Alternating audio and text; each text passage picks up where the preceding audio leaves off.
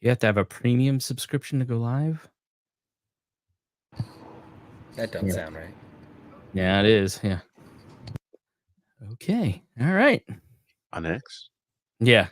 So we can't use the wall Twitter Oh, to I've do done a that. to do a live I don't stream. have premium. You've got to have premium.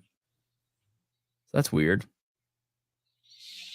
Well, tell you what, Mr. Musk, I'll just go over there and retweet it. What do you think about that? Yeah, I was like, I'm just gonna copy and paste the YouTube. Yeah, and that just means less people are going to use it. I see why we get so many people on X. They put something in your mentions. Hey, this person's, because it blows up on X. I have noticed that with all my stuff as well. Yeah, I mean, it'll two on Facebook, like 3 on YouTube, people. 40, 50 on Twitter. Yeah. So, all right, here we go.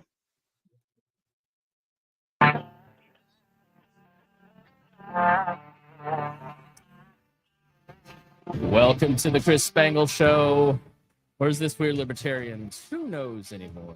It all runs together, but thanks so much for joining us here on the program. We're going to talk about Robert Kennedy Jr. dropping out of the race, and we're going to talk about Barack Obama's speech at the DNC.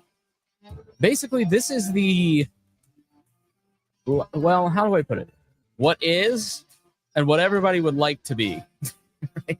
So we'll start with the what is with Robert Kennedy Jr. So Robert Kennedy Jr., if you don't know, he's running for president. He is the son of Bobby Kennedy, who was the brother of JFK, and famous Democratic family. And he is running for president. He started running in the Democratic Party, then eventually got frustrated, dropped out, became an independent, flirted with the Libertarian Party at one point, flirted with the, now he's endorsing Trump. So he's kind of been all over the map. And he also put a dead bear in Central Park, which, as funny as Donald Trump is, that is the funniest thing that's happened in this election cycle. Go look that up. We won't play the video. But Robert Kennedy Jr. announcing yesterday that he is suspending his campaign. He's dropping out of 10 swing states, but he is staying on the ballot in states that aren't close. And he is suspending his campaign instead of closing it, which means he can continue to take donations. So Robert Kennedy Jr. is head of the, I believe it's called the Children's Defense Fund. Correct me if I'm wrong. But he is probably, I think his reputation when he dies will be pushing the anti-vax movement. I think that's a lot of why many people from the left, the right, the center, the libertarians have supported his campaign is single issue voting. So they'll presumably go to Trump, but that's complicated. With me today is Reinhold. Reinhold, good morning.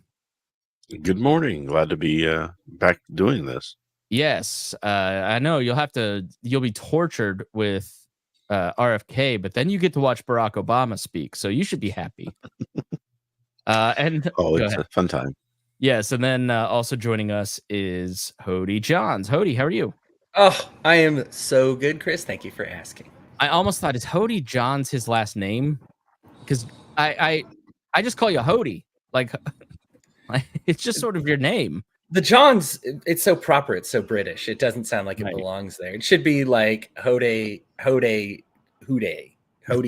You know, it would be much better. Didn't he kidnap people in Nigeria or something?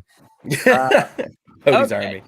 So Robert Kennedy Jr. gave a press conference, and we're going to react to a couple videos. The first video is a chunk of Robert Kennedy Jr.'s press conference that I thought was spot on in many ways, about the media, about the two-party system.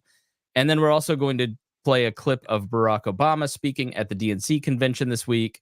And I'd like to title these two, What is the Reality of Politics Today? And then what people aspire politics to be through Barack Obama. Because I think he gave a great articulation of a lot of problems while also scolding Democrats, which I think you'll find interesting. So let's pull up the Robert Kennedy Jr. press conference. I believe that I would have won the election. So I'm used to having to hit play. So here's Robert Kennedy Jr. about 7-8 minutes into his press conference. So Hody, Reinhold, we don't do a lot of reaction videos here. you've got something just to say, hey, pause, wave your hand, whatever, and then interject something, and we'll go along the way. This is like a 6-minute clip, so we'll try not to make it take an hour. In an honest system, I believe that I would have won the election. In a system the kind that my father and my uncles thrived in, a system with open debates, with fair primaries, with regularly scheduled debates, with fair primaries, and with a truly independent media untainted by government propaganda and censorship. In a system of nonpartisan courts and election boards, everything would be different. After all, the polls consistently showed me beating each of the other candidates, both in favorability and also in head-to-head matchups. Now, a lot of what he's talking about is to get into the debates, for instance, you have to be at 15% of the vote. And that's the Commission on Presidential Debates, which will operate some debates later in the year in September. But the initial debate with Trump and Biden was a straight to the media outlet debate.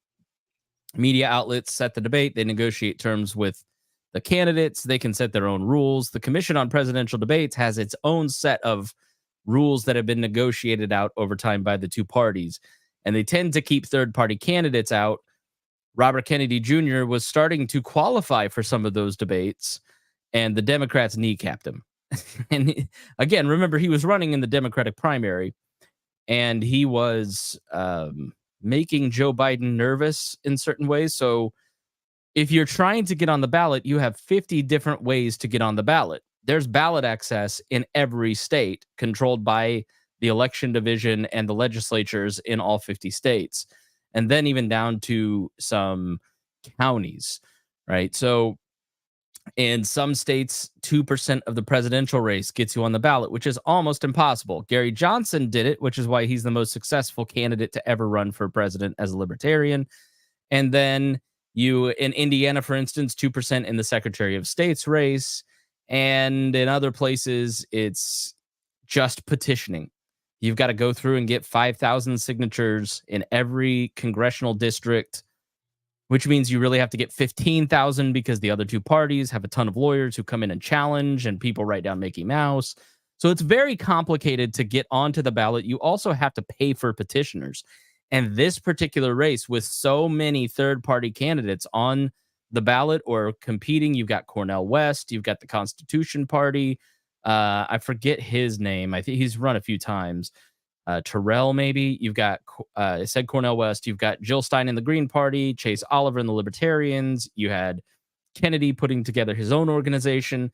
So paid petitioners, people who will work Monday through Friday, 8 to 5 or more, go to events, stand outside of grocery stores, ask people to get petitions, know what a good petition signature looks like. I forget the number. Maybe you guys have seen it. But the number was like $1 a signature. Now it's like $10 a signature, or it was some big increase in terms of the cost that you have to pay to get a signature. So it's very complicated to get on the ballot. And Robert Kennedy Jr. has done that. Do you know how many states he's on or was going to be on? Well, he was wanting to be on all 50. I think that he was going to end up short of that, but I believe he got on over 30 or so before he suspended all the. So there's still some states that they're working on. I think he that said they get close to 50, right? Yeah, he's probably realistically in the mid 40s. Chase Oliver, the Libertarian Party candidate, said they're currently on 31 and they're projected to be on 48. So, and then write-ins in the other two, which is by far the most coverage of any of the third-party candidates. So, yeah. New York makes that 50 almost impossible these days. Yeah, and New York, a Democratic state, which lends credence to a lot of what he's saying. You know, here in Indiana, John Rust went through this, Senate candidate. Jim Wallace in the past ran for governor. And what they do is they challenge enough of the signatures to get you out of qualification and then rule you because they control the election divisions, they make up the boards. You know, but then if you're Todd Young, for instance, and you failed to get the signatures, but you've been chosen by the party structure in the state to be the Senate candidate, they let you on the ballot, right? So the parties because they have so many resources and so many lawyers, so much money and so much time, therefore, that they can go through and challenge you out of the race if they want, because Democrats and Republicans write the rules of ballot access. Hody, Reinhold, jump in here if there's anything you want to add. Yeah, just to answer the question, RFK Jr., after he withdraws from the 10 battleground states, is going to be on the ballot in 23 states. So he was up to about 33. Chase Oliver, just because I work on the campaign and I know we're still working on Kentucky, so it's going to be 47 or 48. It's unbelievable the work that team has done without any support from the LNC. It's really, having worked on the Joe Jorgensen campaign and the Chase Oliver campaign, like the way the Chase Oliver campaign is running is incredible if they get anything done at all. Why is that? The second state they're going to get that they're not going to be on, aside from New York, is Illinois, which just goes to reinforce the point, like you said. That because I think he mentions New York. Kennedy was suing New York, and then they said, tough. Why is New York so particular? Why is it hard? They changed the rules. Like when they see a libertarian get on the ballot, this is very similar to the debates when Gary Johnson raked 18% for the polling. They just made it 21%, and if he made that, they would have said 24%. And they just, this is that's the media side of things, but New York is doing the same thing on the political side of things. That they'll just change it if they think that you can make it impossible to make it very expensive for you to make it as well. As you're in charge. So, how it would work is you submit the signatures and the petitions. Let's get tangential. Yeah. I want to hear the tea. Why is it so, between Jorgensen and Chase is Steve Dosbach, I think, ran both, right? Like what's so you've got some of the same infrastructure. What's the difference? I mean, yeah, if we want to get into this, give me the 5-minute version. Okay. Yeah. Basically, when we would ask for resources with Joe Jorgensen, we wouldn't even have to ask. There was somebody in the Slack channels saying, hey, how can I help? What can I do?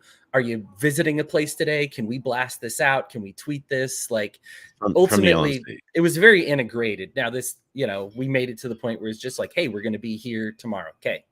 Automatic tweet happening. You're talking about state parties, local parties, LNC, up and down the chain. Correct. Yes. So if we were going to be in Alabama, the Joe Jorgensen or Spike Cohen was going to do a speaking appearance at Alabama, there would be somebody in the Slack channel from Alabama who had control of the social media and would blast that out. Then there would be somebody on the national level who would tweet about it, post a Facebook post about it. It would be integrated. It would be automatic. It was just known. And so when we would schedule those things, they would say, well, how can we help? Oh, this is going to be better in this county. Hey, let's get that over to the county affiliate. And so the LNC was really taking care of a lot of that process and very active in that, to say like, hey, you guys just schedule your parents, make money. You've got plenty of work to do.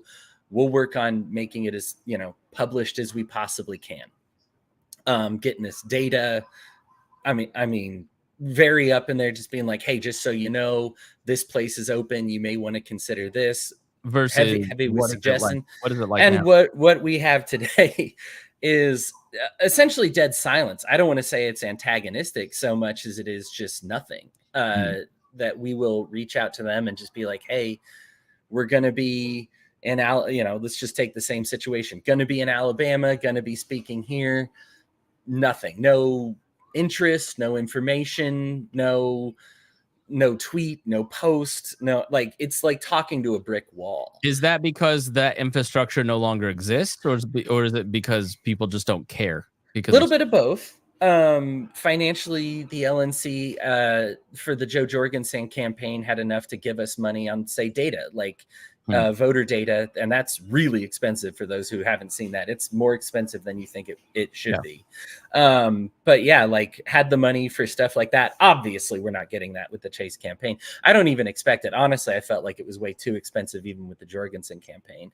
But I mean, just so obviously the infrastructure is not there, the money's not there. I believe there was a major mainstream media post about how we're negative $10,000, and that's nuts in an election year, because usually this is when we have our best, but we paid for a Trump campaign rally, so that was a mistake.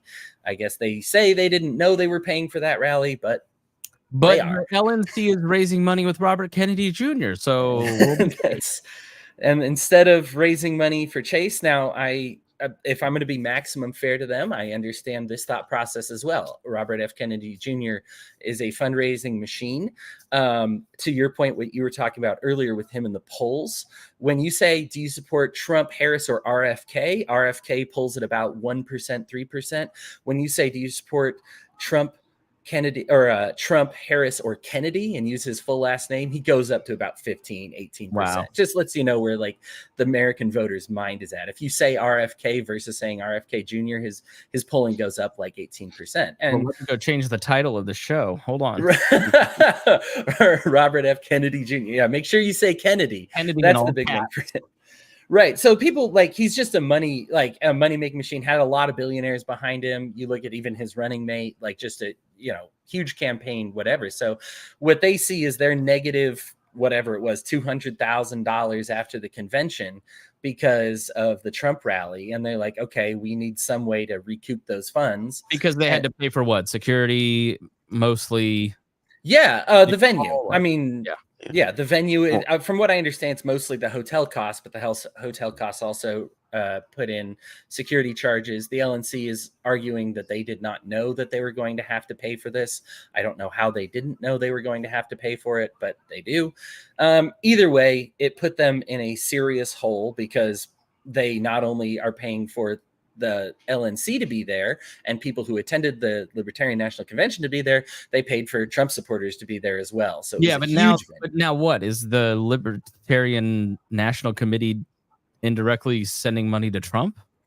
Well, no, I want to be very clear about that, because this is kind of a legal thing now. So it's fundraising for RFK Jr. This actually could be illegal in and of itself. It's being hashed out in the courts. If RFK Jr. doesn't make it on at least one of the state ballots, from what I understand, this is actually likely illegal. It is certainly, and I'll return this back to the Chase campaign, it's certainly scummy, and I certainly don't like it. And so what's happening is they're essentially raising funds for themselves because they're in the hole. The Chase campaign isn't seeing any of this. I mean, they say they will if it works out, but with RFK Jr. now suspending his campaign, I don't see that working out. Like, they might make enough, I guess, to recoup the funds that they had for the Trump rally, but I don't know what they're going to be left with for the Chase campaign. So financially, nothing. Infrastructure, as you mentioned, destroyed. But more antagonistic and more upsetting to me, because what the biggest difference makers that I could detect from the Jorgensen-Cohen campaign was just the publicity. Right? Like, this is what it was all about, is getting eyes on us. I mean, this would even affect donations, because if people have eyes on us, they're very likely to donate after attending a rally, hearing somebody speak. Like, getting people to these events is how we make the most of our money. It's not in these one-time shady deals with RFK or whatever you're doing there. The way we get most of our money is grassroots. It's from people. We meaning Chase's campaign or the LNC? LNC in general. Just as libertarians, the way we get most of our money isn't from one mega donor. It's from a bunch of people. And so when you see these memberships dive in and a bunch of people not doing their money anymore, that's really our lifeblood. Like, we are not the Republicans and Democrats. We don't have a federal fund to dig into, we can't use that. Yeah. So it's if like, you get a certain percentage, then your party gets federal financing, which is the $3 you check on your taxes. Yeah. I guess I'm not surprised to hear any of that. I know I saw one of Chase's tweets finally. I wondered why I hadn't seen him. I haven't seen much of Chase on any social media. He's not only not being served to me, but I've not seen other people talking about him. So it was just, I sort of keep forgetting that he's in the race. Sorry, Hody. It's just, I'm living my life, and I went to look for speeches for a new podcast feed, which is an old podcast feed called Raw Audio Politics, where I'm just ripping, audio that are publicly available feeds of speeches like this and putting the whole unedited thing into the feed so I can listen to it while I play basketball and work out. But you can listen in too if you go to subscribe to Raw Audio Politics.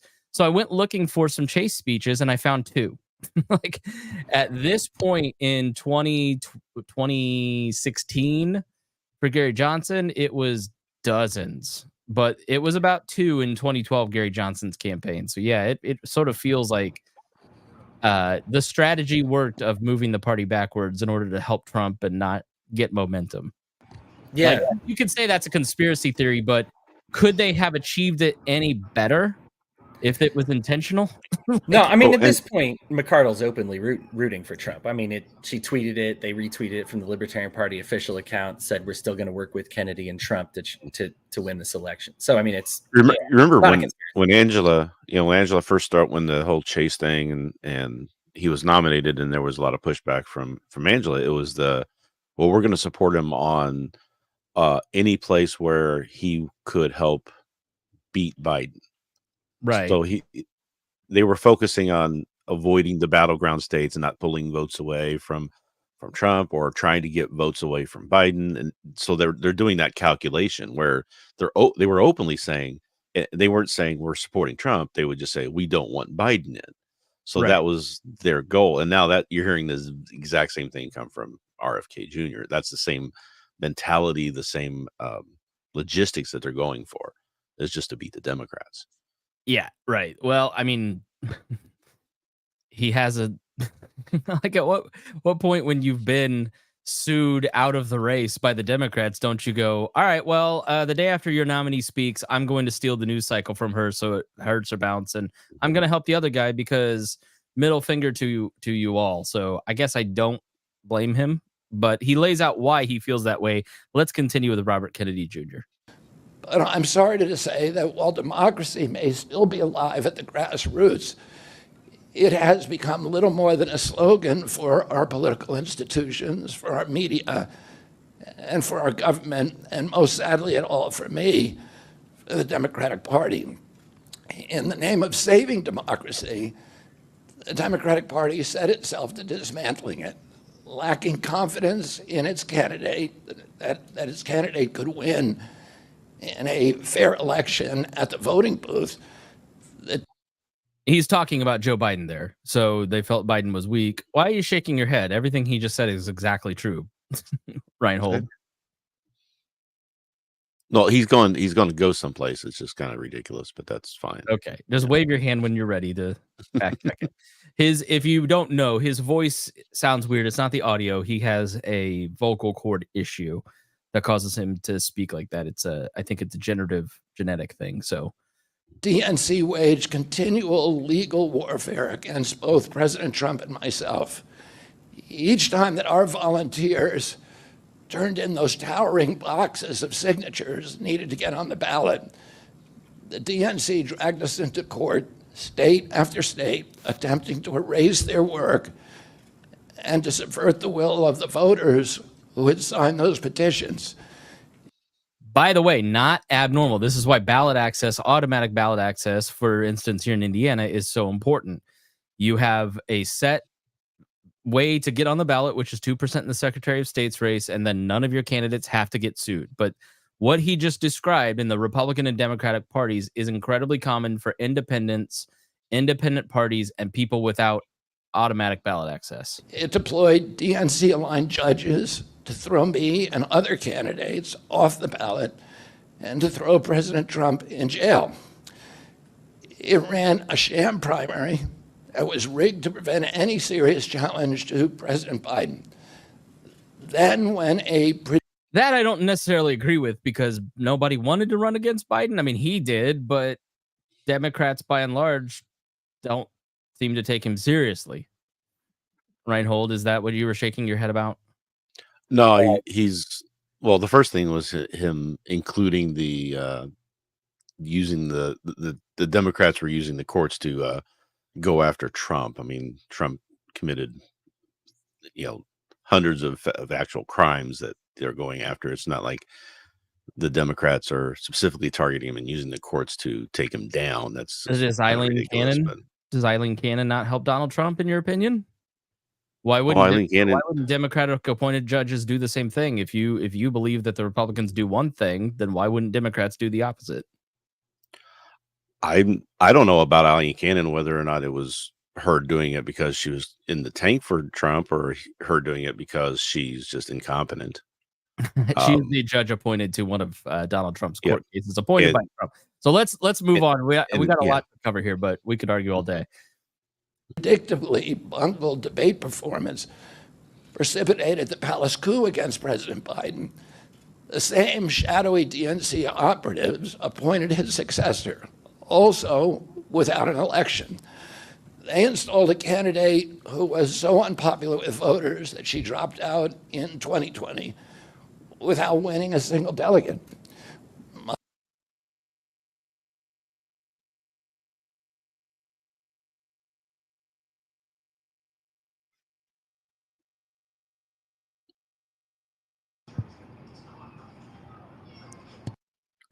Did my audio cut out? Can you hear Chris? No, I can't hear Chris either. Oh, Chris, we can't hear you right now.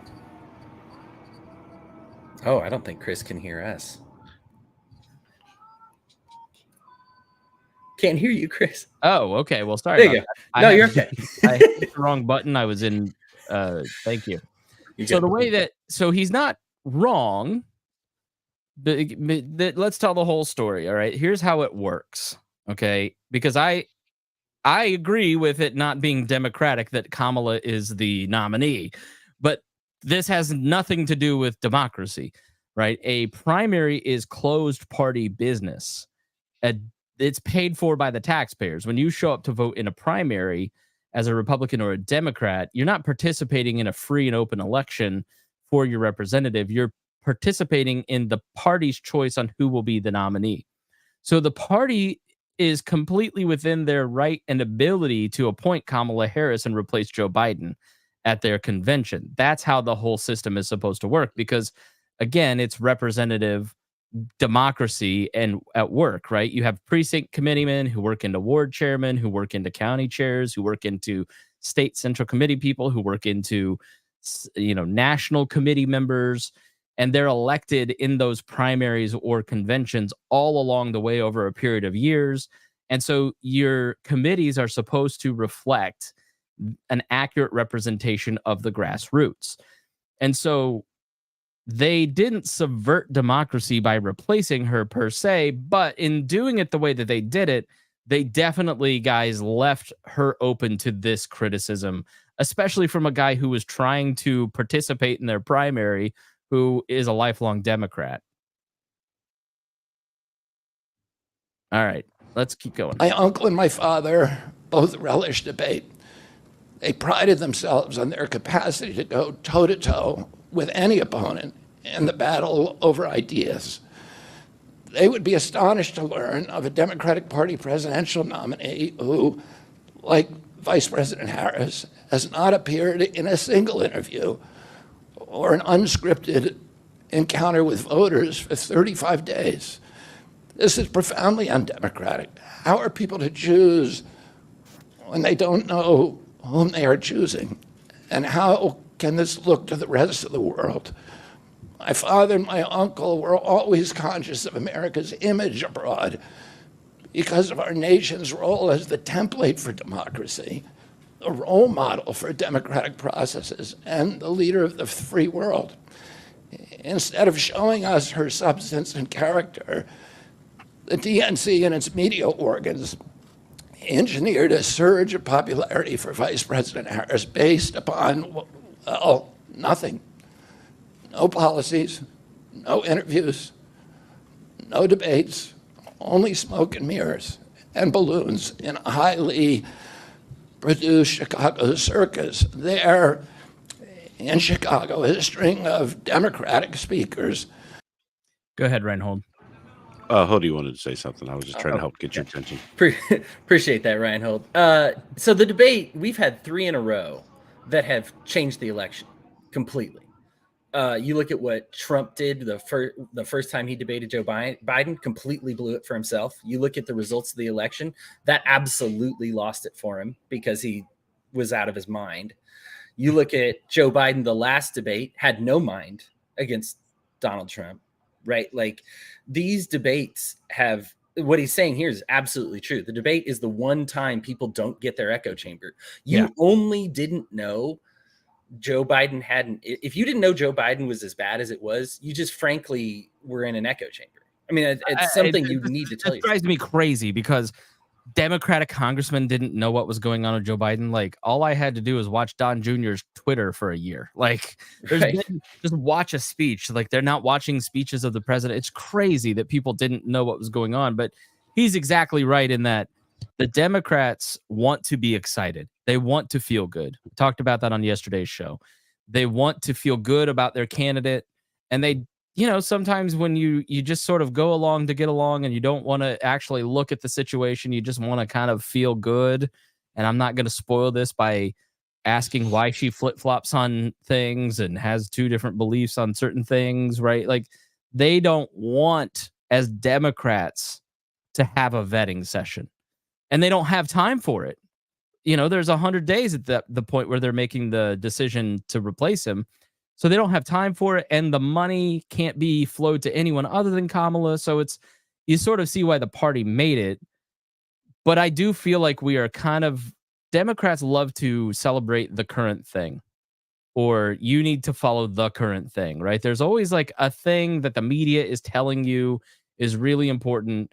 Put out your Ukrainian flags, put out this flag, put out that flag.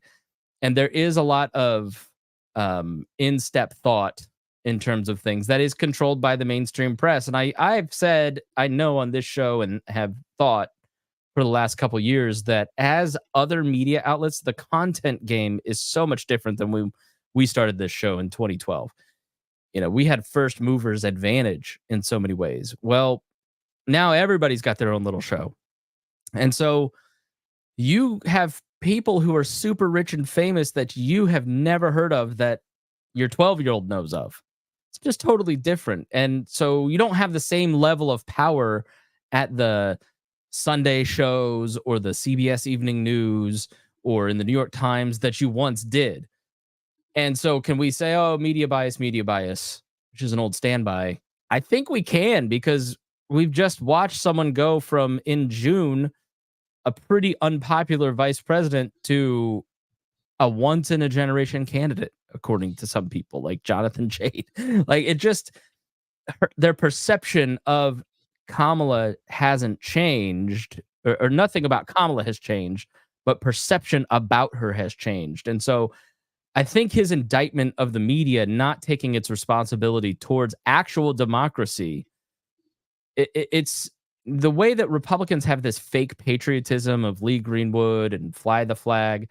Democrats almost have this cotton candy version of democracy, which is whatever the Democrats think is democracy, as opposed to what Robert Kennedy Jr. is arguing, which is democracy is where you have multiple voices on the stage competing, even if we only have 100 days. It's not about the Democrats winning. It's about the American people picking. And so that's why so much of this passage of his press conference really spoke to me. Yeah, I'm just saying, like, there's a reason you don't want Chase Oliver up here if you're a Democrat, like, or a Republican, really. I mean, Chase he debated Raphael Warnock, who by far was the best speaker of any of the speakers at either convention. Chase trashed him on stage. Chase beat Art Laffer in the Soho Forum. 1 in 5 people that watched that were thinking about voting for Trump said, no way I'm voting for Trump. I'll go Chase, right? 1 in 5 people. And that's in like an hour and a half long, right, debate. And then you looked at what happened at the free and equal debates where he was like against Jill Stein and what's his face. Yeah. And like, that was just the Chase Oliver show, right? So like when RFK Jr. is talking about debate, this is something that libertarians, while I don't agree that Kennedy would necessarily come out head above everybody else when it comes to a debate, he deserves to be on that stage. And the American people deserve to look at him or Chase Oliver and go like, oh, this guy's just the best. These candidates don't want to be indicted. Not Gabby Giffords. Tulsi Gabbard. Gabbard eviscerated Kamala Harris with her own record, and she was impolite about it. And so we talk a lot about norms, and norms are important. The way that you talk about other people is important. But I think as a culture, America in this point has like a, I forget who said it, but we are like a codependent nation where we're all adult alcoholics of children of adult alcoholics, of which I am, where you want to people please and make everybody happy and never bring up the tough stuff because we don't have the muscles to actually fight it out and have conversations anymore. And so we translate that into our politics where they don't want their record put in front of them.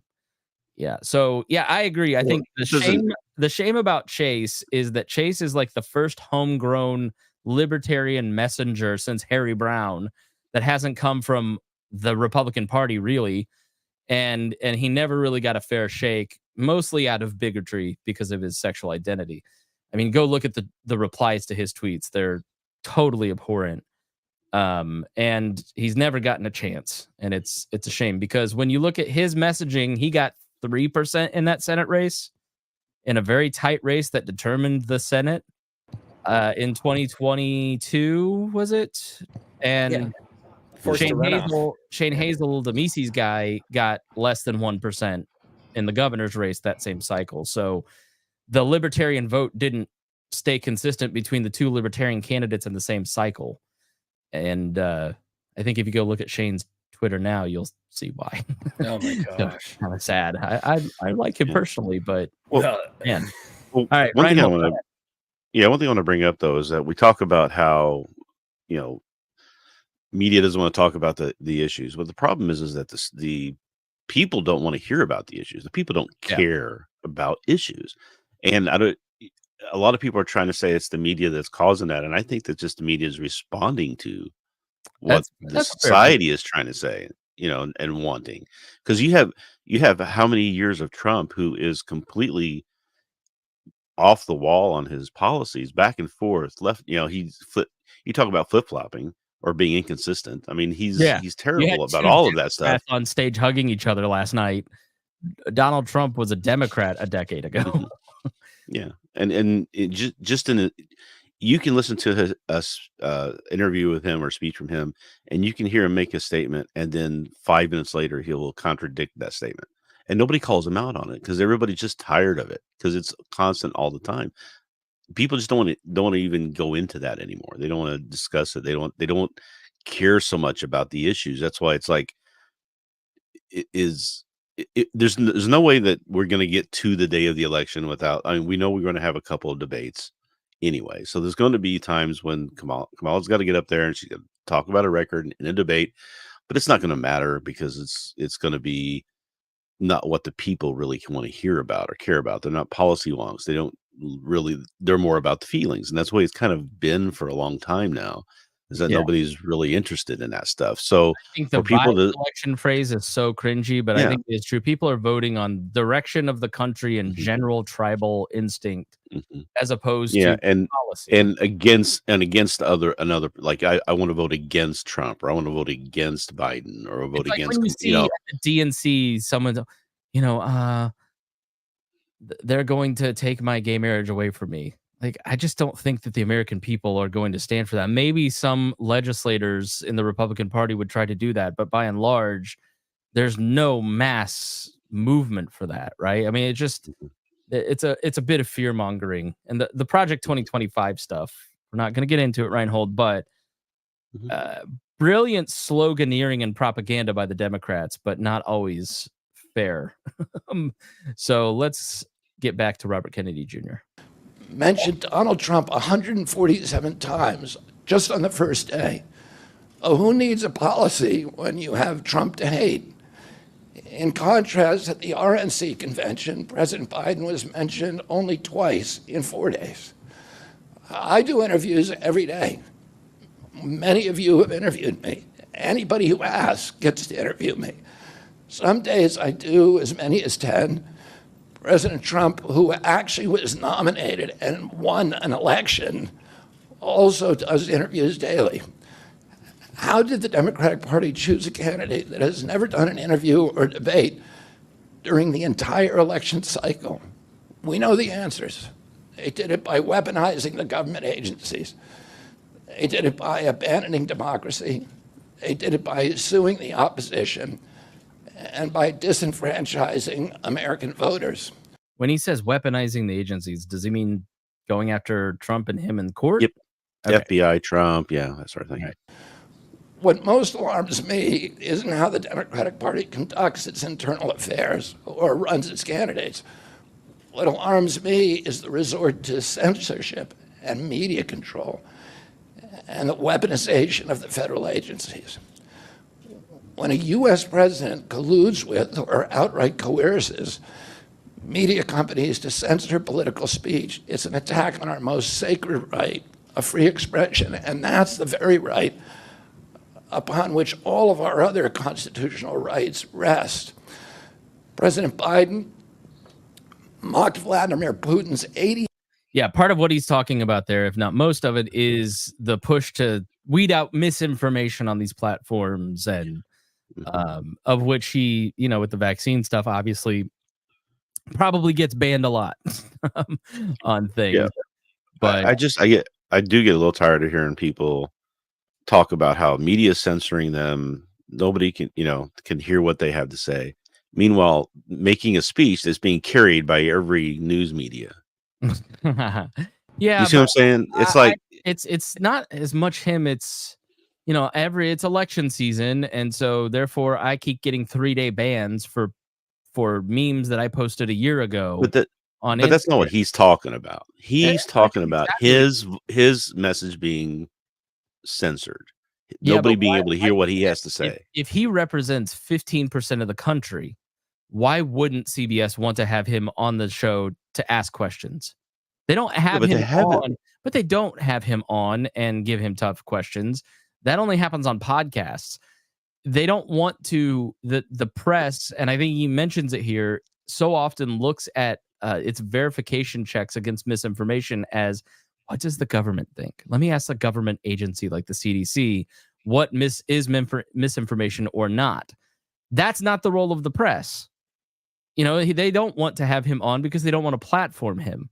That's why the National Association of Black Journalists, you had 2 board members quit because he came and spoke.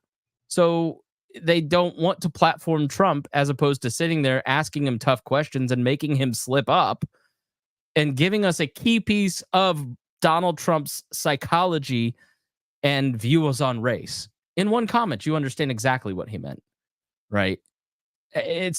And that's why people like him, because he's racist, or they hate him because he's racist, right?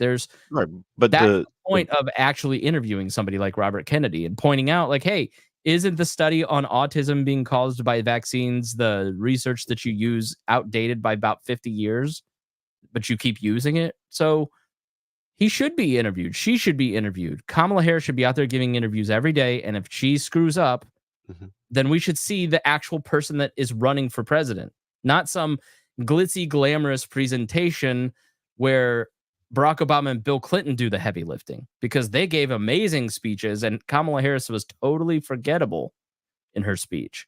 But she, as I said yesterday, I view her as like the Vinny Testaverde of presidential candidates. She's gonna do well. She's gonna be a solid journeyman, but she's not Tom Brady like Bill Clinton or Barack Obama or Michelle Obama, for that matter. Killed it. Go ahead. Let Reinhold respond, and then Hody weigh in. No, I'm just, like I said, there's discussion being made about all that stuff and whether or not that's what people want to hear. That's why the press isn't doing that stuff, because people don't want to hear that stuff, really. But he's trying to say he's specifically being targeted for censorship by the media when they're literally carrying what he has to say all the time. And they do report on it. There's articles in New York Times and Washington Post about stuff he says. And whenever he says the media, he's always talking about the left media. Yeah, he's not talking about Fox News and Newsmax and all that other stuff. But that's because so much of how the media operates now is derision and framing and focusing on a negative story about Donald Trump, like and then on their side, like, Kamala's joyous, and that's everywhere. Donald Trump is losing it. Donald Trump definitely is not the same person he was in 2016. There's no doubt about it. But if you open up Memorandum, which is a site that I use all the time, it shows how this narrative of Donald Trump is falling apart. his campaign is falling apart. It's always it's almost like voter suppression in a way, right? The media is doing the heavy lifting for Democrats and not for Republicans. They're not taking them seriously. Robert Kennedy Jr., maybe there's some stuff on vaccines that he's right about. Maybe there's a lot of stuff he's wrong about. But instead of pretending that he's just the weird uncle we're going to ignore, let's get into it. Instead, they're leaving this up to podcasters like Joe Rogan who don't know how to fact check, who don't know how to have somebody come on and rebut it. At some point, how do they use their limited resources in covering a crank who gets so much stuff wrong and is completely, off? It's like having a conversation about global warming, but we got to include the flat Earth people in, because that wouldn't be fair if we didn't have their word in and hear what they have to say. But at some point, that. Why wouldn't you no have people come on and try to refute the dome and the ether and all? Like, people believe this stuff, and the further we've tried to root misinformation out of the public square, the more entrenched it becomes. I think it's been the other way around. We spent so many years trying to do a balanced journalism where you say, okay, let's bring on someone else who has a different point of view and see what they have to say, even though they're completely off in left field, and that's allowed that stuff to grow and fester, instead of the press saying, hey, no, this is wrong. This is, here's all the facts and all the reasons why it's wrong in a huge article. But nobody reads that, right? So the way I'm built is I like to take everybody seriously and take them at their word. Maybe it's a flaw of mine, but I tend to look at people and go, let's give them the benefit of the doubt and then pull apart what they actually are arguing.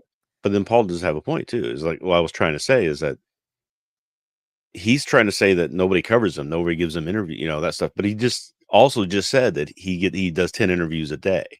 Right. So who's doing these interviews if the press isn't doing it? Fair enough.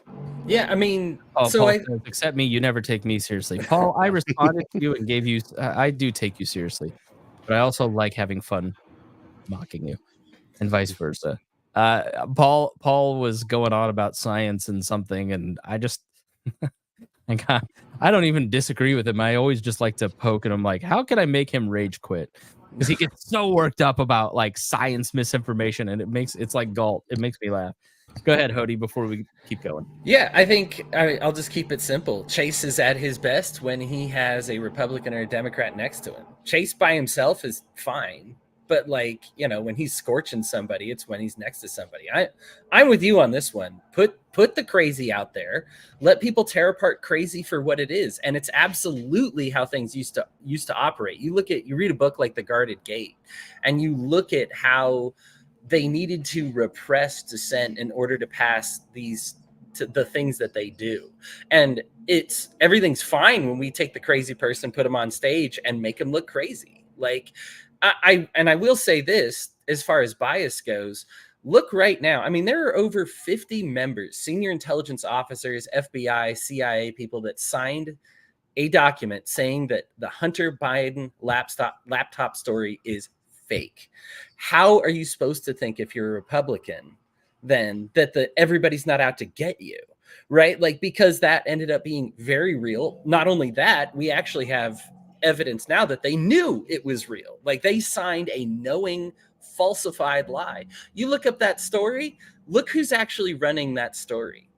You'll find one story on PBS, one on NBC. You'll find 100 on, some podcaster's site. The thing is, if it's true, then people deserve to know that. And you look at how carefully the DNC curates all this information, right? Just being you may not ask this question. You may not look into this. We won't have a debate unless you ask this, that, or the other. Now, the Republicans do this too. In fact, one of the things that's lost on the whole Twittergate thing is that the Republicans actually sent more requests to take down things than the Democrats even did. Elon Musk, by the way, is more compliant with taking down posts and information than the last regime even was. So I want to pop that bubble right now. I'm not trying to take a side here. Please, but no, Reinhold didn't take his blood pressure medicine. You can't say things like that in front of him. Well, no, but I mean, I'm giving him, I'm sure he knows, right, that Elon Musk is even more compliant, right? This is Reinhold information. That's I agree with too, but I'm saying the Hunter Biden thing, there's more to that story than even that. I don't think you guys even know about. I've been researching that one for years, and it's not true and it's not false. There's a lot of in betweens. And if Yeah, you like listen the to Lev laptop Parnas, who was apparently actually it's Yeah, real, Lev- but there's also like 2 laptops, and one of them had a lot of extra juice. Yeah. So we're not going to get into that because we're at 50 Right. minutes, and just check out Lev Parnas. He was involved in all of that, and he's given the details. So there's a Cassandra lot more to it. over at YouTube says broadcasting opinions is great, but we don't see facts as much. And of course, here we are on this show. But I just read a great book by Marvin Olasky called Pivot Points, and it's sort of his evolution from a communist to a Christian journalist who ran World Magazine, which is awesome. And then eventually was let go because of the Trump era, because they basically started to put business and opinion first as opposed to on the ground reporting. And this is a fundamental problem. Like, this is again part of the problem that I have with the media biased argument is that most of talk radio is on the backs of straight reporting. They're pulling up mainstream news articles and then going nuh-uh or giving their opinion on it. We rely on the ground reporting, but part of why people are so confused about things is that everything is opinion, because that makes these outlets more money than actual on the ground reporting. And again, back to Reinhold's point, that's what people want, so they're going to give it to him. Paul says, "You know how to get directly to the muscle tissue under my skin. It's a gift. I got it from my dad." 8% landslide in the Russian elections, observing that Putin and his party controlled the Russian press, and that Putin prevented serious opponents from appearing on the ballot. But here in America, the DNC also prevented opponents from appearing on the ballot. And our television networks expose themselves as Democratic Party organs. Over the course of more than a year, in a campaign where my poll numbers reached at times in the high 20s, the DNC-aligned mainstream media networks maintain a near perfect embargo on interviews with me. During his 10-month presidential campaign in 1992, Ross Perot gave 34 interviews on mainstream networks. In contrast, during the 16 months since I declared, ABC, NBC, CBS, MSNBC, and CNN combined gave only 2 live interviews from me. Those networks instead ran a continuous deluge of hit pieces with inaccurate, often vile, pejoratives and defamatory smears. Some of those same networks and colluded with the DNC to keep me off the debate stage. Representatives of those networks are in this room right now, and I'll just take a moment to ask you to consider the many ways that your institutions have abdicated this really sacred responsibility, the duty of a free press to safeguard democracy and to challenge always the party in power. Instead of maintaining that posture of fierce skepticism toward authority, your institutions have made themselves government mouthpieces and stenographers for the organs of power. You didn't alone cause the devolution of American democracy, but you could have prevented it. The Democratic Party's censorship. All right. First off, not one of these candidates is going to save American democracy. Okay. RFK Jr., not the savior of democracy. Kamala Harris, not the savior of democracy. Again, 8 years in Russia, democratic reforms were built. Putin gets in office. It takes him 20 years to pull down democracy in Russia after 8 years of building.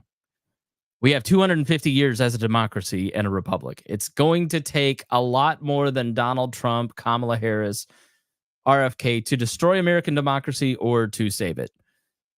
You can be active in American democracy, and I get it. Donald Trump represents something that is fundamentally a different choice in how we're going to govern by supercharging the executive branch out of grievance. But the next guy we're about to speak really did a lot of executive orders, didn't he? And so will Kamala Harris. And so that's what my point is that we've been fighting against democracy for decades now. Yeah. It's not So one it's person. It's not just no, one. no. Yeah, it's But what I'm a saying long is that erosion. you talk about how it took 20 years for Putin to take down democracy. How long have we been taking down democracy in this country over the Yeah, past but several how long decades? I mean, think of the suffrage of how many groups now vote and aren't disenfranchised. I That's mean, true, but there's an we also expansion have of liberty in so many areas in this society. yeah, the League of Women Voters had to disband because the Council on Debates came into power and they couldn't do debates anymore like they used to.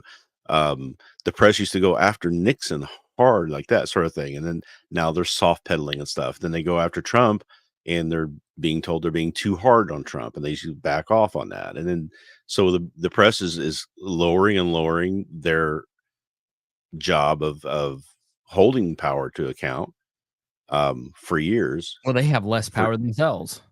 yeah. So then what happens is that so like I said, we've been kind of going down that track for a long time. And no, I don't think we're there tomorrow. I don't think if Trump gets into office that immediately it all goes out the window, but there will be a big jump towards that. I think so. But it's still it's always really and a lot of people and we talk about this a lot with especially with this, it's still the people who are in control, whether they realize it or not, and they utilize it or not. They still have the power. If you Mm. watch what people can do when they really come together, and they can eliminate New Coke in a span of a couple months. If the people really combine and want something and do it, there's nothing that can really stop them. And we just stop ourselves is what happens. We Yeah, I fight mean, amongst you look at, like, ourselves. We talk about civil rights um, took 10 years to change American society on a better trajectory. Me Too, over 2 to 3 years, changed, I think, a lot of cultural norms in a positive direction in just a brief period of time. So yeah, I do agree. There's a lot of power there. All right, let's continue on. Social media was even more of a naked exercise of executive power. This week, a federal judge, Terry Doty, upheld my injunction against President Biden, calling the White House's censorship project, quote, the most egregious violation of the First Amendment in the history of the United States of America. Doty's previous 155-page decision details how just 37 hours after he took the oath of office, swearing to uphold the Constitution, President Biden and his White House opened up a portal and then invited the CIA, the FBI, CISA, which is a censorship agency, it's the center of the censorship industrial complex, DHS, the IRS, and other agencies to censor me and other political dissidents on social media. Even today, users who try to post my campaign videos to Facebook or YouTube get messages that this content violates community standards. 2 days after Judge Doty rendered his decision this week, Facebook was still attaching warning labels to an online petition calling on ABC to include me in the upcoming debate. They said that violates community standards, their community standards. The mainstream media was once the guardian of the First Amendment and democratic principles, and it's joined this systemic attack on democracy. It also, the media justifies their censorship on the grounds of combating misinformation, but governments and oppressors don't censor lies. They don't fear lies. They fear the truth, and that's what they censor. And I don't want any of this to sound like a personal complaint, because it's not. For me, it's all part of a journey, and it's a journey that I signed up with. But I need to make these observations because I think they're critical for us doing the thing that we need to do as citizens in a democracy to assess where we are in this country and what our democracy still looks like, and the assumptions about U.S. leadership around the globe. And are we living up, are we really still a role model for democracy in this country? or have we made it, a kind of a joke? All right. Final thoughts on RFK. First one is the initial statement. He said that he thinks he could have won this election is delusional. He would not have had any chance of winning this election. Second, Yeah, but why? I mean, just because why? he's not, his views aren't as popular enough to grab a majority But why? vote. But why what? But why aren't his views popular? Other than the fact that they're, mostly insane. I'm Just playing devil's advocate to point out, I know. like he's laying out the case. Well, like if you take me off the ballot and then never give me interviews, and then then I have no chance. Separate RFK from the vaccine stuff. That's the challenge for all third-party candidates. I mean, that's the entire reason that a like these debates, Hody and I kind of went back and forth on it at one point. Media outlets have limited time for a debate. And so they have 30 minutes, usually, maybe an hour.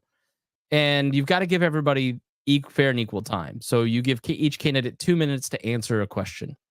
So they go, well, we could include the third-party candidate, but they're not going to win. So let's just take them out so we can get the answers from the people who are actually going to govern, as opposed to putting the third-party candidate in and letting people hear what their ballot says, because the Libertarian Party in Indiana, for instance, is on the ballot.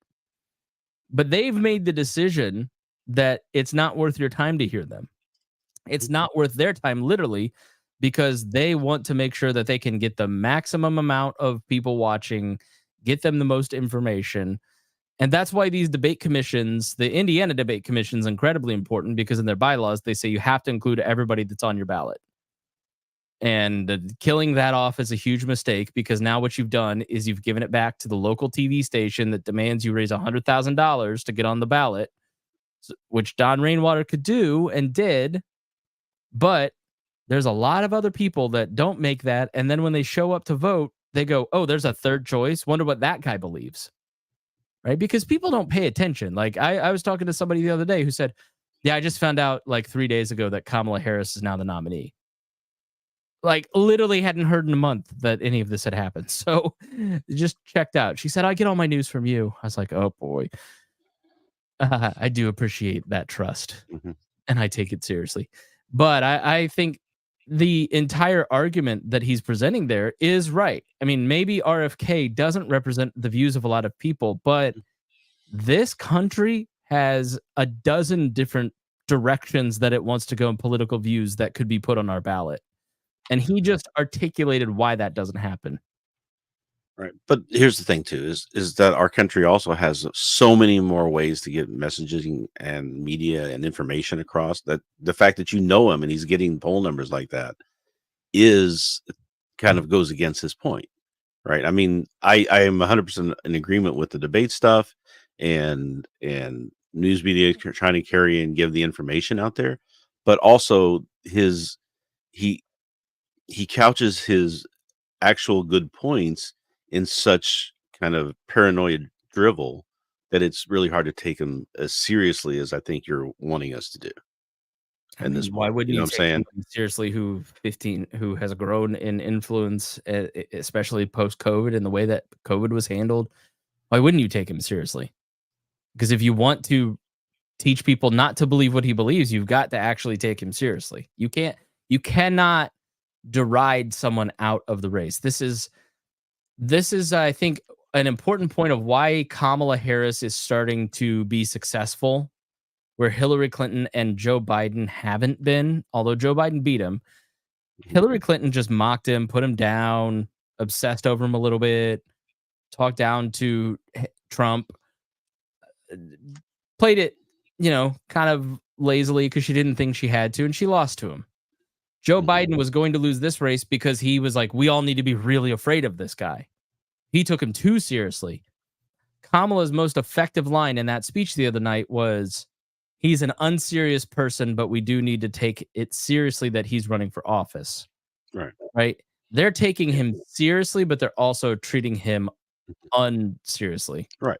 And like I said, I'm not saying he doesn't have points to make. I'm just saying that his points become harder to digest because of of the paranoia stuff that he's got going on, where they're all after him, they're all out to get him, they're gonna keep him out. You know, like the fact that he's out saying it and people are hearing him saying it and is being carried by all the news media goes right against that whole paranoia argument. Yeah, the media does try to pick and choose who they give their time and effort to, because it takes a lot of work to get that stuff out. It takes a lot of work to cover somebody and to do all this stuff. So they do have to pick and choose. You can't just give everybody a voice, because that's what social media is, and look how cacophonous and a lot of waste of time that is. But it's still they still need to be doing that. But like I said, he actually hurts his arguments, I think, sometimes because of that, by adding that stuff on top of it. The weaponizing the FBI to go after Trump. Why is he bringing that stuff up in this case? Because that's not what's going on, and that's more of a conspiratorial thing, and it's an argument against a side of the government that they're trying to fight against. As populists, they see the anybody who's in power as being the elite or whatever, even though when they're in power, they don't see themselves as that, which is frustrating as well. But what do you think, Cody, as we're kind of waiting for? I'm starting a monologue here at this point, and I figured I'd see what you had to say about it. No, I mean, I agree. I think it should be a debate. I think bad ideas should be debated and should be torched on a debate stage. I think some of the reason bad ideas hang around is because they don't get debated. Like I said, when you look at the history of immigration restriction in America and how misinformation and the inability to debate and shutting down debate against that really perpetuated its ability to survive despite its unpopularity and despite the scientific community rallying against it. Without the ability to debate it, there was nothing. And we look at how debates have shaped everything. I think if RFK had a moment, because like we talk about his vaccine misinformation and lies, most people don't know specifically what those lies are, because it hasn't been a debate, because it hasn't been addressed specifically, because it hasn't been an in-your-face. Just create a general environment of distrust. Right. Right. Just say, we dismissed him out of hand. Well, why not just dismiss him in hand, right? Why not just be like, this right here information is what, like, you spreading anti-Semitic nonsense, this statement here, this is why you're not getting into the debate. You know what I mean? Like, I would even appreciate that. But instead it's just like, because he's crazy. Well, you know what? You know who else lies? Kamala Harris and Donald Trump constantly. Like, and these people deserve to be called out for it, and they deserve to be called out for it on a national stage. We don't deserve to have a GOP and a DNC that are constantly censoring these questions. Oh, if we're going to participate in the debate, make sure this doesn't get brought up, make sure that doesn't get brought up. We deserve a fair, honest, hard media that is willing to take them to task, and we'll have it. But who does it? Oh, podcasters, right? Like that. That's the other problem I have too, is that, okay, we want to have this debate. Great. Who's moderating the debate? How's this debate handling? If you're talking scientific issues, like you say, vaccines and whether they work or not, or autism and everything, who's handling that moderation of that debate and fact checking it real time as it's happening? So somebody isn't just getting up there and just saying this stuff, and then you can't counter it because it's like the pigeon on the chessboard, right? They just knock all the pieces over and say they won. So who is doing that? And this media that we have right now is not capable of doing it, especially on the hard science stuff. They've got to have people who have that knowledge and understanding that can counter and talk about that. And the only people who are doing that in like some of the vaccine stuff and the COVID stuff are people who are actual virologists. And there's a podcast out there with virologists where they talk about this stuff and they counter it. But then you go to the 30,000 other podcasts that are just reinforcing all the stuff that they're trying to fight against, and they're not going to get any coverage for that. So that's where we're failing down. That's part of what it feels like, forbidden knowledge. And so when you say, don't go listen to Alex Jones, and people tune in and they see Sandy Hook stuff, and they, I mean, the looping around the building video, the first time I saw that, I was like, oh. Or it's like the Tim Walz thing, right? Tim Walz pulling his son's hand it reinforces your view that he's like, oh, he's really secretly not a good guy. Right? He's actually really probably beats his wife and his family life isn't that happy. This fits my narrative. But he's pulling his son's arm because of a teleprompter because he was about to walk into it, right? That's where I think Community Notes on Twitter has done a good job of it feels fair in the way that they fact check. It's not, we're just going to always fact check the right because they're always misinformation, they're lying, blah, blah, blah. It's like when you get a fact check on somebody that's on the left wing, it's like, oh, okay, this feels more serious. I don't know. We've sort of, again, that's why I think like moving Trump or Alex Jones off in 2017, it like, what it does is it makes it feel like secret forbidden knowledge. That's why I think so many right wingers look at what goes on in the European right. It feels new and different and novel, and it's attractive because it's new, different, and novel, and it's naughty because of its racism, right? There's an attraction there because it's not the same old thing that I know didn't work for me, which is Bush style conservatism, right? When we take things and make them more alluring by banning them. All right, so let's we've finished up with RFK.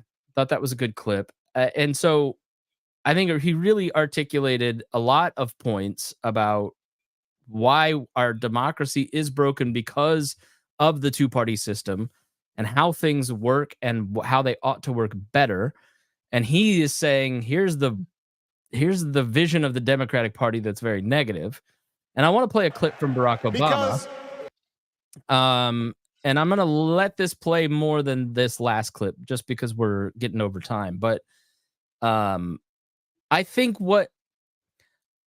part of what was funny is watching this speech was, I forget who said it, but somebody said, Jon Stewart coming back to the Daily Show and hearing Barack Obama speak felt good because it makes you realize what like good satire and good politics. What was the quote? Do you either remember? Somebody put in the group chat, and I thought it was funny.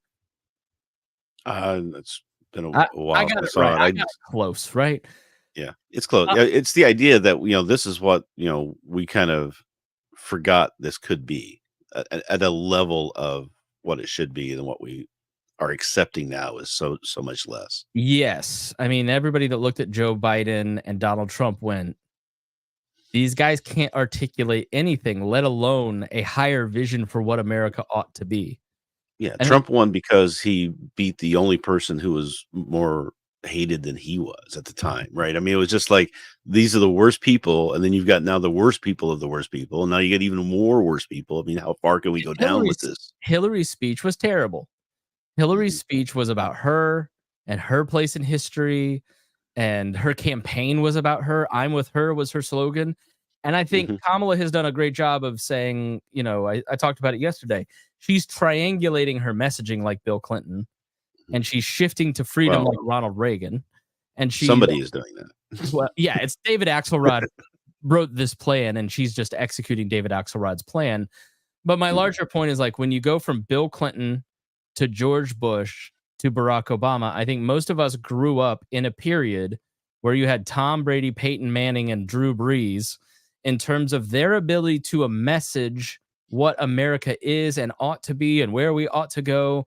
And so now that we've had 10 years of people that can barely speak, Kamala gives an okay speech and everybody's like, yeah, right? I mean, I watched Ron DeSantis respond to the Tim Walz pick, and it was just amazing because it was like, wow, there's a Republican that is articulating a case against Tim Walz and the ticket. And I believe exactly what he says. And it was effective, and it was smart, and it was factually correct, and it wasn't about him. It was like, man, they would be crushing Joe Biden if Donald Trump weren't the guy, right? And so when they replaced, goes back to Nikki Haley saying, whoever dumps their 80-year-old first. So to hear this line, and I'm fully aware that a couple things. Barack Obama is the president that Barack Obama was, and I became a libertarian because of George Bush and Barack Obama, right? So I'm not playing this because all of a sudden I love Barack Obama, but I think he is great at articulating the Declaration of Independence and its values. A lot of his speeches on that were very good. I think you're going to hear in this little clip him going after his own side and saying we're losing because of these impulses.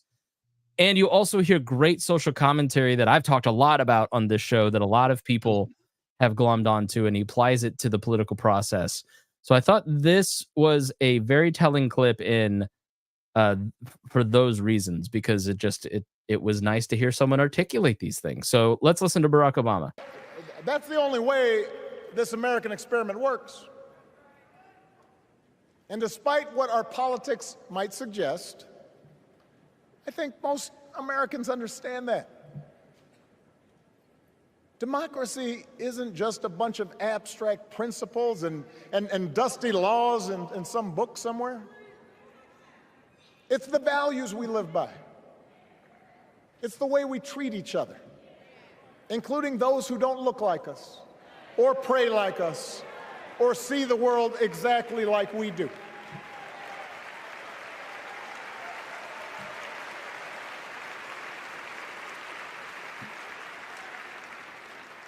That sense of mutual respect has to be part of our message.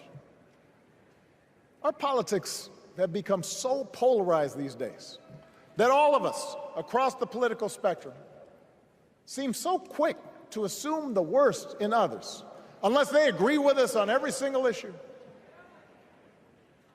We start thinking that the only way to win is to scold and shame and out-yell the other side. And after a while, regular folks just tune out, or they don't bother to vote. Now, that approach may work for the politicians who just want attention and thrive on division, but it won't work for us to make progress on the things we care about, the things that really affect people's lives.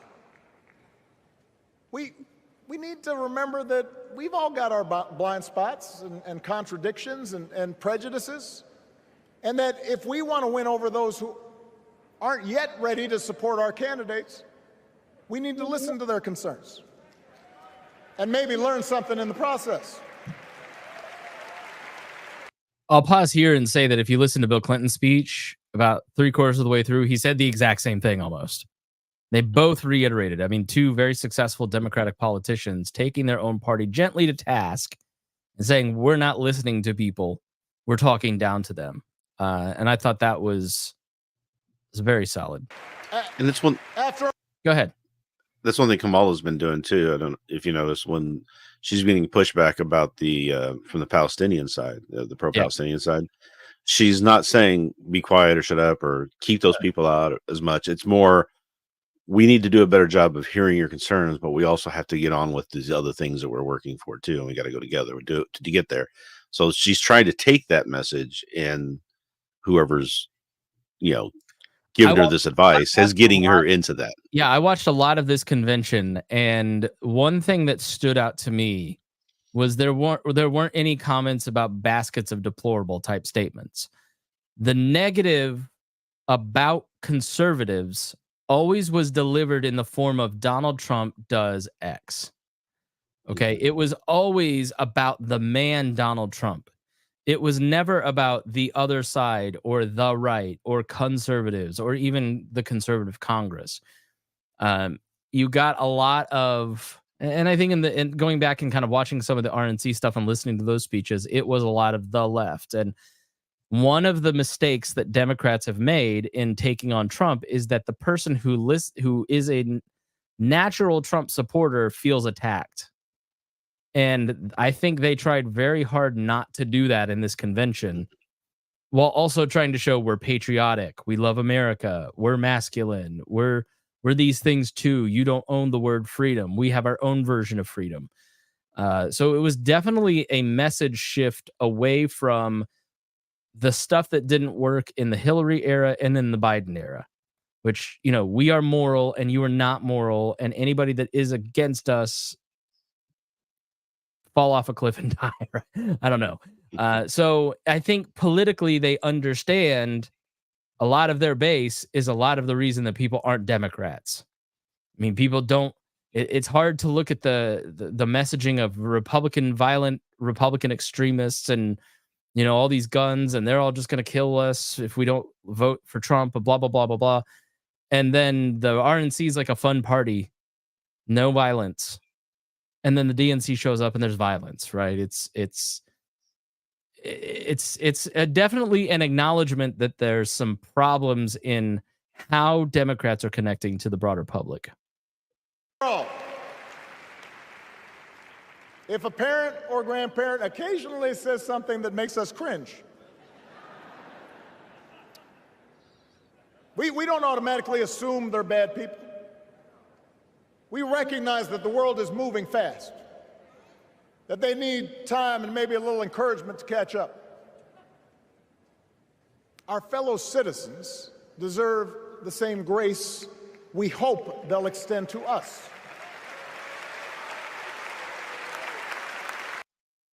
It's just extraordinary to hear him go against identity politics at its core in a soft way.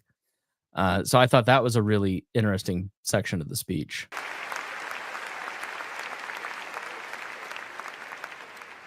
That's how we can build a true Democratic majority, one that can get things done. And by the way, that does not just matter to the people in this country. The rest of the world is watching to see if we can actually pull this off.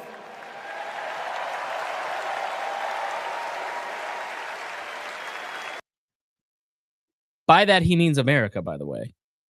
One of the reasons that Germany and other countries, they went a different direction in the late 1800s, early 1900s that led to World War II is the American Civil War. Because the founding of the country was such a brave experiment, giving power to the people and dispersing it amongst a bunch of elected officials as opposed to a king or a small council, they all concluded that democracy didn't work, that republics didn't work. So we ought to go a different way. And I think we're now at that same crucial choosing point. Are we going to move towards oligarchy? Are we going to move towards fascism? Are we going to retain our Republican democracy?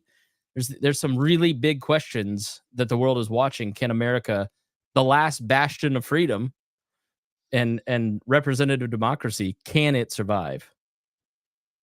No nation, no society has ever tried to build a democracy as big and as diverse as ours before. One that includes people that over decades have come from every corner of the globe. One where our allegiances and our community are defined not by race or blood, but by a common creed. And that's why when we uphold our values, the world's a little brighter. When we don't, the world's a little dimmer. And dictators and autocrats feel emboldened. And over time, we become less safe. We shouldn't be the world's policemen, and we can't eradicate every cruelty and injustice in the world. But America can be and must be a force for good, discouraging conflict, fighting disease, promoting human rights, protecting the planet from climate change, defending freedom, brokering peace. That's what Kamala Harris believes, and so do most Americans. I think this is a crucial point that the right has missed, right? That most people believe government solves their problems.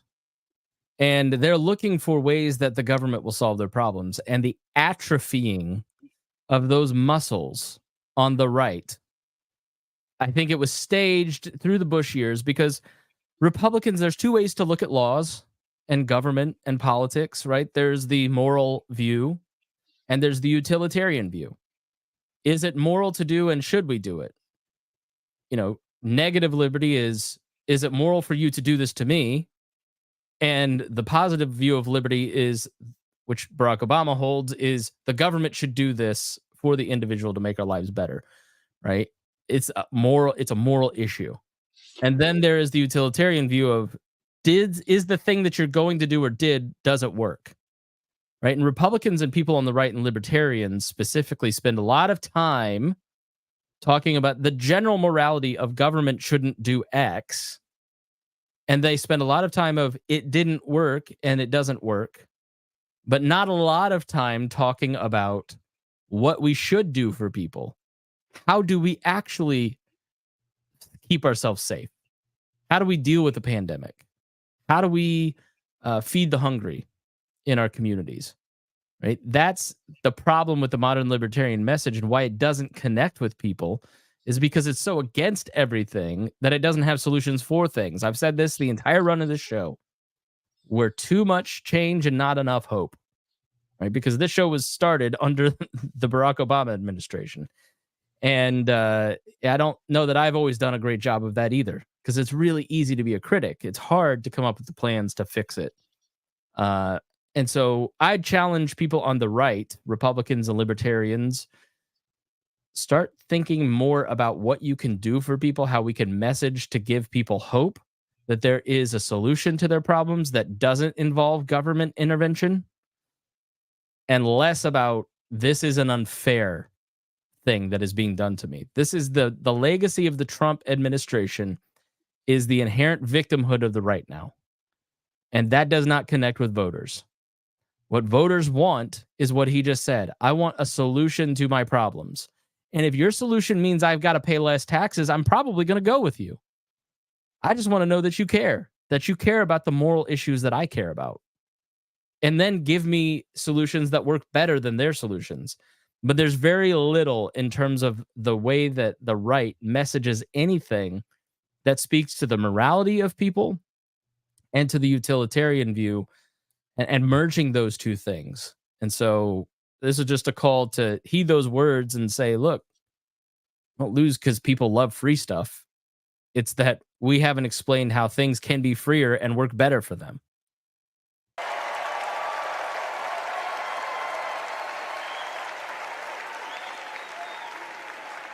Now,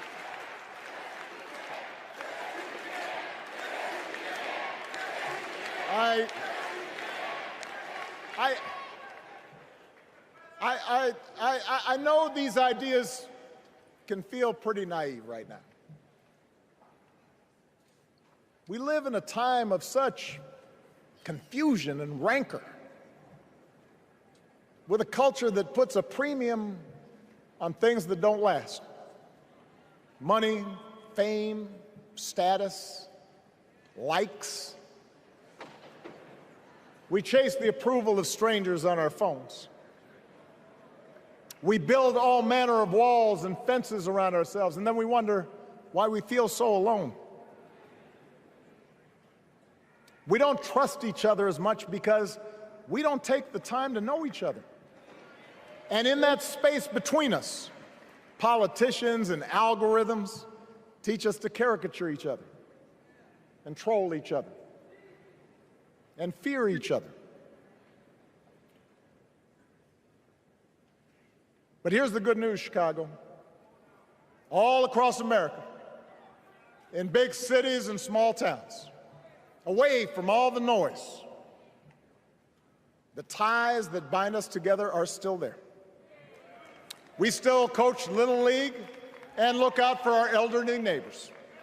We still feed the hungry in churches and mosques and synagogues and temples. We share the same pride when our Olympic athletes compete for the gold. Because the vast majority of us do not want to live in a country that's bitter and divided. We want something better. We want to be better. And the joy and the excitement that we're seeing around this campaign tells us we're not alone. All right. So that, I think, was a great point that I make a lot. Cynicism is really easy, and we can listen to the voices that we're all doomed, but people are getting fed. People are working together. People are coaching little leagues. People are talking to each other, and we're not focusing on the positive And if we do more of it, more positive will come out of it. And I thought that was a great piece of social commentary, that our values as a nation are too heavily weighted towards things that don't last and not weighted towards the everlasting. Mhm. I mean, you couldn't have found a better Christian commentary than what Barack Obama just gave, which I know sounds funny, but it's true. We are doing the work in this nation, and it doesn't get enough attention. And if we do more, things will get better, because that's the entire premise of this show and what I do. There's three ways to make social change. There's three functions in society. There's government, which is monopolized violence. Do this or else. We're going to solve this problem by forcing you to participate. There's business and free markets. We're going to use profit to solve this problem. And that has its inherent problems, as we see and we all feel as we're being squeezed thanks to private equity. And then there's civil society, which is strong individuals, strong families, strong nonprofits, strong churches, strong synagogues. It is the private cultural sector of a society where people voluntarily work together to make things better. And we are putting too much focus on the other two and not enough on what works best, which is the third, civil society. So consider this your call to get out there and make yourself better, make your family better, then make your community better.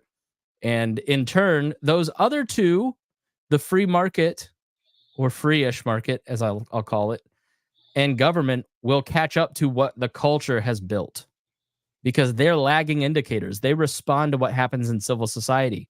When people see a need and they fix it, corporations go, we can make money off of this, and governments go, I can co-opt this to keep my power. So we really have to focus on what's being done and how we can do more of it, and things will get better. All right, final thoughts, Hody, and then Reinhold on that clip from Barack Obama. Yeah, he said a lot of the right things. The Democrats did a great job this convention saying a lot of great things. My big issue with them is they do not believe any of it. Some of this stuff from Barack Obama is hilarious coming from his mouth when you know who he is. This is a guy who redefined war so that he could do more wars. I mean, this is an unbelievable, when he's talking about loving our neighbors and understanding people, and then he uses a drone strike to blow up journalists that are critical of him, right? Like, this is a hilarious monster who is saying all the right things, and the thing is the Democrats are winning because at least they're pretending to care, right? They are faking it well. Now, if I had any problem with the DNC, it's that Kamala Harris, and I believe the DNC, chose intentionally to say this is we're on a good path right now. And I think this is because the Republicans are making people scared, like of radical change and mass deportation. And so they were like, hey, Kamala Harris had a big, everything I did as vice president. She could have said, hey, I was only vice president. I wasn't unleashed, but instead took that responsibility for the wars, the violence, the immigration issue, the economy, and was like, I hope you're buckled up for more of this because we're only just getting started. And I believe the better option would have been to say this is a new direction, because I don't think people like the current direction. But I don't blame them for doing it, because I believe they're trying to give people would rather take the devil they know over the Republicans. And the thing is, while you say Trump is the devil we know, we've seen him before, he is promising a lot of new things, and there's a lot of new things that are scaring people about him. To say that, oh, now Trump is unleashed. Well, Republicans, you may think that sounds good, but to most people with common sense, that sounds very not good. So I listen, these are the Dems that opened up a second concentration camp along the border. Yes, media, you called the first one a concentration camp. Just because Joe Biden opens up a second one and the conditions there are even worse doesn't make it no longer a concentration camp. Stick to your word. Again, this is a media issue. New wars started. Kamala Harris said, get ready for the most lethal military in the world, right? Like, she's going to have us extra deadly. Imagine hearing that when you're somebody in the Gaza Strip. We've had inflation into oblivion. There's a promise to continue these same policies.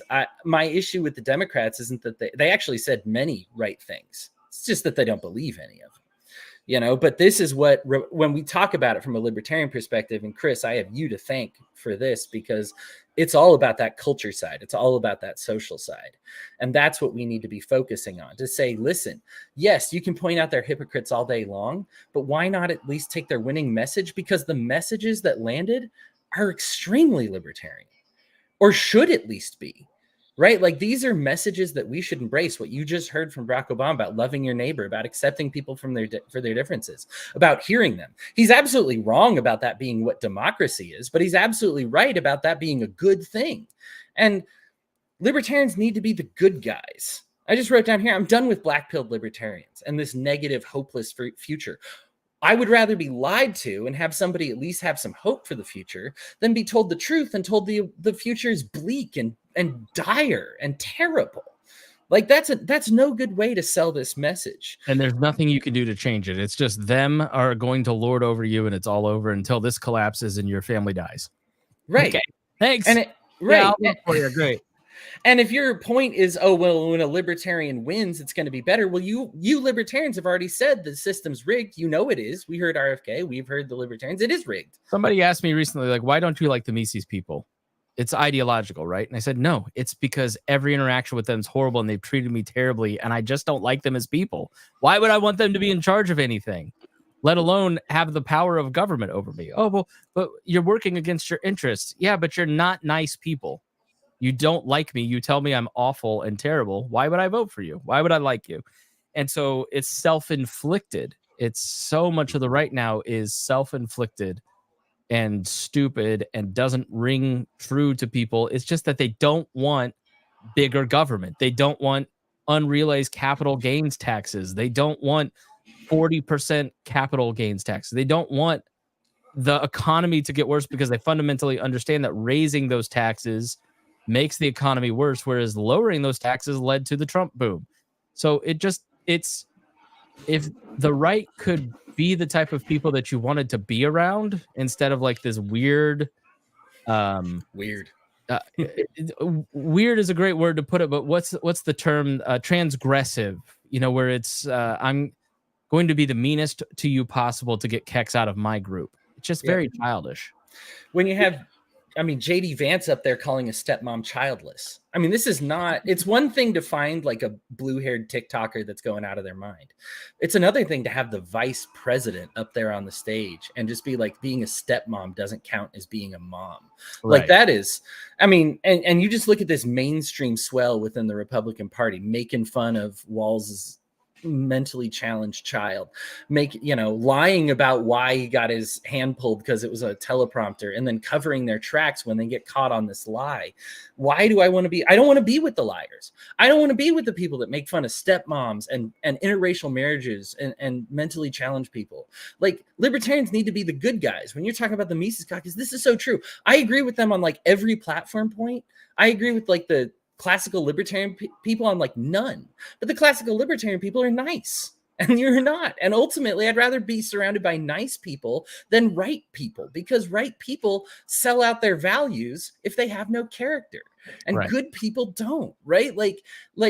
And so anyway, and the last thing I wanted to say is just be the people in the churches in Texas that got shut down. Because that shows that the reason libertarians can't be the solution is because it's against the law to be the solution. I get that.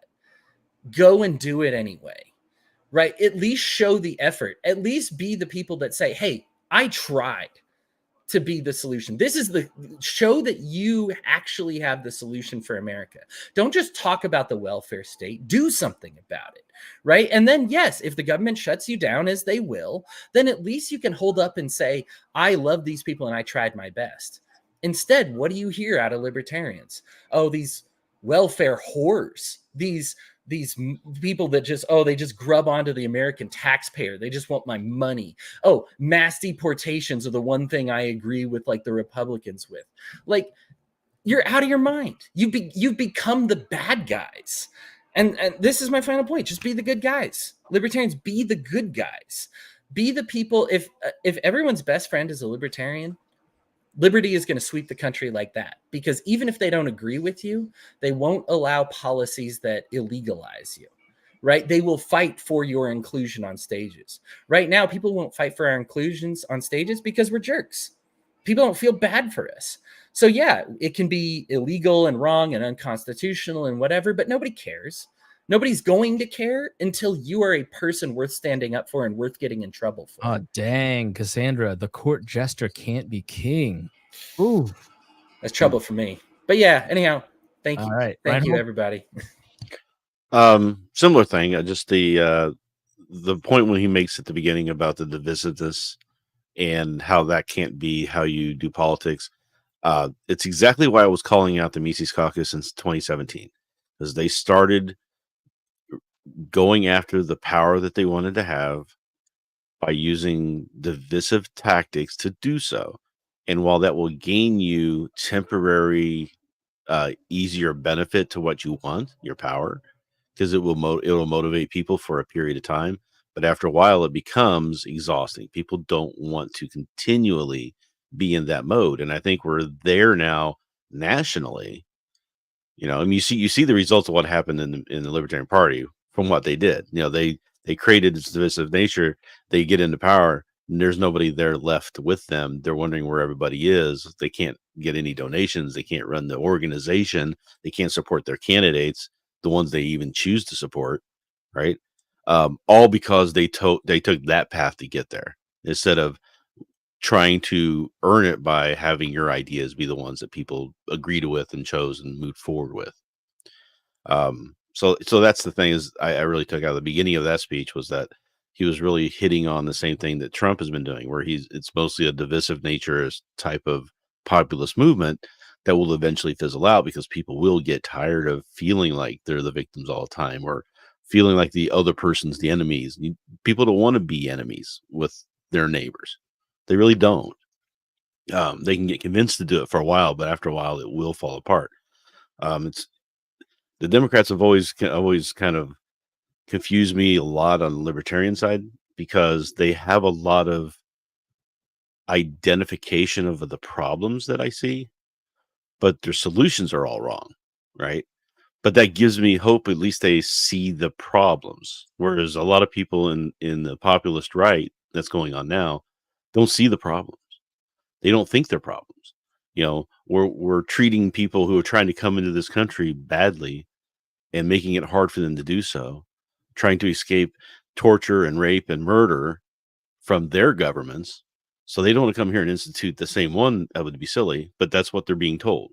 And that's the fear they play. And that's how they get people to hate other people is by telling lies about them and making you fear them. Trump was saying something today. I think it was Trump. It was an interview. But he's saying he's doing well with women because women want to be safe. And he's almost admitting that he's trying to scare white women with brown men that are going to come and get them. Right? They're saying it out loud now and openly admitting it. So that's that divisive nature. They're going to get worse and worse as they start to lose that power. And you see that in the Mises Caucus too, as they started to have these problems and people started, abandoning ship, as it were, because they were tired of being associated with it. They got worse. They got more divisive, more angry. They start turning on each other because who else is there left to go be divisive with if everybody else is gone, right? So you see a lot of that happening. Factionalization is going to happen, and you're going to see that I think in the populist MAGA movement eventually over the next, especially if Trump doesn't win this year. I think that starts to fall apart and cave in on itself. And you're going to see a GOP, which if Trump hadn't won this year, I think you would have seen it sooner. But you'll see a GOP who is going to start reinventing himself a lot like what the Democrats are trying to do now. Right? You're going to see a more positive notion coming from them. They're going to try and take a higher road. Even though they've done all this horrible stuff, they're going to try to take that tack. And I think that's only good for everybody. If you have a Democrats who are trying to do better and you have the Republicans trying to do better, I think that's going to make the whole environment better politically, and people will start being able to work together. I know, but I still say that divisiveness and like I said, I can point to the Mises Caucus as a great example of what I was trying to say. Then it can't last. People are human nature and human creatures can't just sustain that for long enough that you Yeah. need it to be. People like peace. They like homeostasis. All right. Thanks so much for joining us. Hey, if you got something out of this, please go support us over at Patreon. The link is in the show description. I'm doing a daily show, at least I'm just testing it out through the election. It's a lot of work this week, but a lot of fun. And so check out if you enjoyed this, got some insights, then please support us. It does take some time to put in the work to figure out what we want to say here. You got to input to output, right? So check that out. We'd appreciate your support. And thanks to Hody and Reinhold for being here. We appreciate you guys. And thank you, listener, for being here. We'll see you again next week. All right, pause. I'm going to split this into 2 parts. So I'm going to do a little recording real quick. All right, we've gone way over time. So what we're going to do is we're going to split this into part 1 and part 2. So stay tuned for part 2 later this week.